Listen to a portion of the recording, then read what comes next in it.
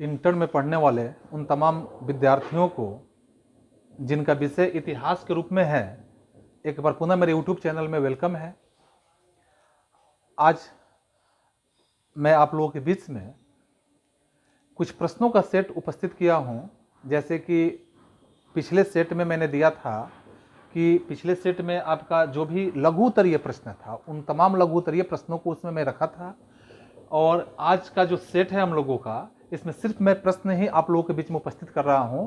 और प्रश्न में किसी भी तरह की अगर समझने में आपको परेशानी हो तो आप निश्चित रूप से मेरे YouTube चैनल को सब्सक्राइब करके आप इसके वीडियोज को सर्च करके देख सकते हैं और समझ सकते हैं कि इन तमाम प्रश्नों का उत्तर मेरे YouTube चैनल पर अपलोड किए जा चुके हैं, जो आपके बुक के माध्यम से, बुक के जो योजनाबद्ध ढंग से जो चैप्टर वाइज रखे गए हैं उसके माध्यम से आप देख सकते हैं, आपको देखने के लिए मिलेगा।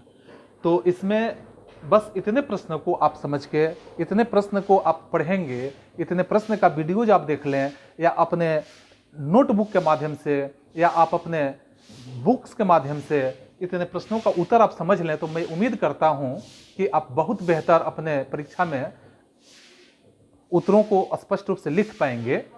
क्योंकि इतने प्रश्न आपके लिए बहुत ही महत्वपूर्ण प्रश्न है। लघु उत्तरीय प्रश्न का जो सेट है और दीर्घ उत्तरीय प्रश्न का जो सेट है, बाकी ऑब्जेक्टिव मेरे YouTube चैनल पे जो वीडियोज हैं उस वीडियोज के माध्यम से आप देख सकते हैं बेहतर ढंग से। तो आप यहाँ देखेंगे कि जैसे इस सेट में मैं कौन कौन सा बात रखा हूँ, कौन कौन सा प्रश्न रखा हूँ। कुल मात्र 15 ही प्रश्न है इसमें, और 15 प्रश्न के अंदर से ही आपके एग्जाम में प्रश्न पूछे जाएंगे जो दीर्घ उत्तरीय के प्रश्न होंगे। इसी प्रश्न में से आपके लघु उत्तरीय भी हो सकते हैं, उसको आप सॉर्ट कर लेंगे, और जो दीर्घ उत्तरीय के रूप में होंगे दीर्घ उत्तरीय कर लेंगे। जैसे देखेंगे यहाँ कि सबसे पहला प्रश्न आपका जो है हड़प्पा सभ्यता, जो लघु उत्तरीय में भी मैं रखा था। हड़प्पा सभ्यता की प्रमुख विशेषताओं का उल्लेख करें। देख रहे हैं कितना इजी वे में है हड़प्पा सभ्यता। तो हड़प्पा सभ्यता के बारे में आप मेरे चैनल के जो वीडियोज अपलोड किए गए हैं उस वीडियो के माध्यम से आप देख सकते हैं कि हड़प्पा सभ्यता के बारे में बहुत बातों को कहा गया है, या आप अपने बुक्स के माध्यम से भी सहयोग ले सकते हैं। लेकिन प्रश्न दे देना मेरा दायित्व है आप लोगों के लिए कि इतने प्रश्न के रूप में आप देखें तो बेहतर करेंगे। जैसे दूसरा प्रश्न आपके बीच में है कि मौर्य प्रशासन की विशेषताओं का वर्णन करें। मौर्य प्रशासन समझ रहे हैं, मौर्य प्रशासन का जो उत्थान हुआ, मौर्य प्रशासन की शुरुआत हुआ, इसके महान शासक के रूप में अशोक जैसे महान सम्राट हुए यहाँ भारतवर्ष के।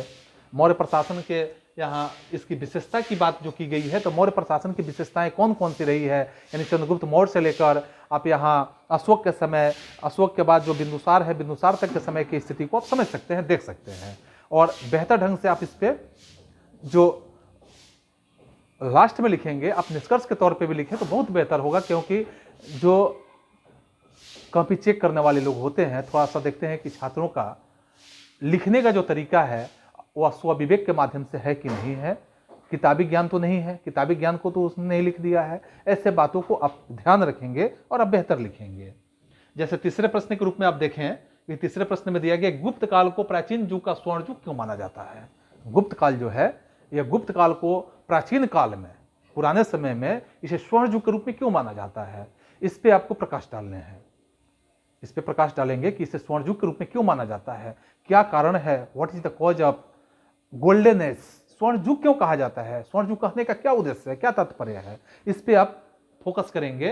इसके बाद चौथे प्रश्न के रूप में आपके बीच में यहां प्रस्तुत किया गया है कि महावीर की जीवनी और इनके उपदेशों का वर्णन करें। महावीर का जीवनी, इनका जन्म कब हुआ, इसके बाद इन्होंने अपने जन्म समय के बाद कौन कौन से कार्यशैलियों को अपनाया, कौन कौन से कार्य किया, राज्य कार्य में कौन सा काम किए, इसके बाद अपने पूरे जिंदगी भर में उन्होंने कौन कौन सा काम किया। तो इनकी जीवनी के बारे में हमें लिखना है। और जीवनी के साथ साथ जब इन्होंने जैन धर्म के जो 24वें तीर्थंकर के रूप में जब हुए, तो उसके बाद इन्होंने कौन सा उपदेश दिया जो हमारे समाज के लिए या जैन धर्म के अनुयायियों के लिए महत्वपूर्ण रहा, इन उपदेशों को लिखना है।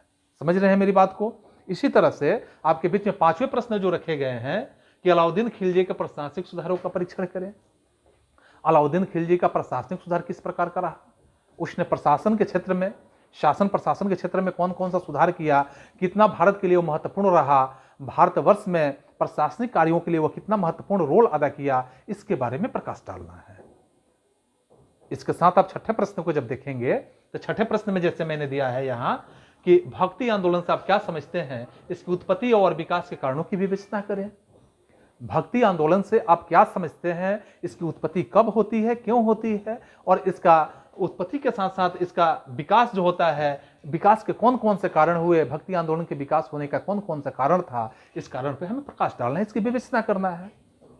पुनः आप देख रहे हैं यहाँ 7वें प्रश्न के रूप में मैं नोट किया हूं कि कबीर के मुख्य उपदेशों का वर्णन करें। कबीर का क्या उपदेश रहा है, कबीर कौन कौन से उपदेश दिए हैं, यानी कबीर के मुख्य उपदेश कौन कौन से रहे हैं, उन उपदेशों के बारे में चर्चा करना है, उन उपदेशों के बारे में लिखना है।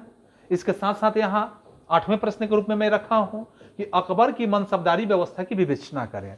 अकबर की मनसबदारी व्यवस्था, अकबर की कौन सी मनसबदारी व्यवस्था थी, इस मनसबदारी व्यवस्था की विवेचना करना है। इसके साथ अगले प्रश्न के रूप में मैं यहां पे रखा हूं कि अस्थाई बंदोबस्त व्यवस्था के गुण दोषों का वर्णन करें, क्योंकि अब देख रहे हैं कि अस्थाई बंदोबस्त व्यवस्था जो है यह क्या था। पहले आप इसके बारे में जानेंगे, इसके बारे में नोट करेंगे और इसके बाद देखेंगे कि इसके गुण कौन से थे और इसके दोष कौन कौन से थे। तो अस्थाई बंदोबस्त व्यवस्था के आप सीधे शब्दों में जानते हैं कि कोई भी कार्य अगर करते हैं तो उसके गुण होते हैं, तो उसका अवगुण भी होते हैं। बिना गुण का अवगुण नहीं, बिना अवगुण का गुण नहीं। हर एक व्यक्ति के बारे में भी आप समझते हैं कि हर व्यक्ति के अंदर कुछ गुण होता है, कुछ अवगुण होता है। जिसका गुण ज्यादा होता है, अवगुण कम होता है, वह गुणवान हो जाता है, और जिसका अवगुण ज्यादा होता है, गुण कम होता है, वह गुण दोषी के रूप में जाना जाता है। तो इस तरह से इसके गुण और दोषों के बारे में हमें वर्णन करना है कि अस्थाई बंदोबस्त व्यवस्था का कितना अच्छा प्रभाव पड़ा हमारे देश पर और कितना बुरा प्रभाव पड़ा, इसके बारे में चर्चा करना है।